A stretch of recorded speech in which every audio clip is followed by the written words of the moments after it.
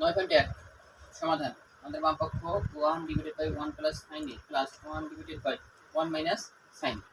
এটা হওয়ার এই ঘর, দুইটা ঘরের মধ্যে কোনো মিল নেই। এই ঘরের মধ্যে কোনো মিল নেই। এজন্য এই ঘরও নিছি, এই ঘরও নিছি। লসাগুর সময় দুইজন ব্যক্তিকে রাখলাম। এই ঘর আর এই ঘর কি হলো? কাটা গেল। বাকি থাকলো শুধু এই ঘর। তো এই ঘর দ্বারা উপরের লবকে গুণন করব। ঘর দ্বারা লবকে গুণন করব। এই ঘর দ্বারা লবকে গুণন করলে এটাই পাই, এই প্লাস এই প্লাস।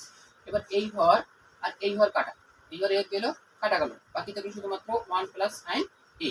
এই 1 প্লাস সাইনের দ্বারা লবকে গুণন করব। লবকে গুণন করলে আমি এটাই পাই, এই যে 1 প্লাস সাইন এ।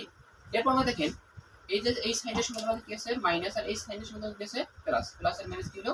কাটা। তখন এখানে 1 এখানে 1 যোগ করলে আমাদের কত হলো? 2। a plus b into a minus b, তার সূত্র হচ্ছে a square minus b square.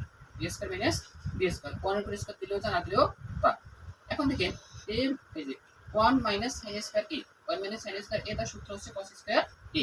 এইটু আমি ঠিক রাখলাম, অর্থাৎ এই cos কে আমি লিখতে পারি 1 বাই cos স্কয়ার। cos কে লিখতে পারি 1 বাই cos স্কয়ার। তখন এইটু আমি ঠিক রাখলাম, 1 বাই cos স্কয়ার সূত্র হচ্ছে আমাদের sec স্কয়ার। এটা আমাদের কি হলো? ডান পক্ষ। ধন্যবাদ।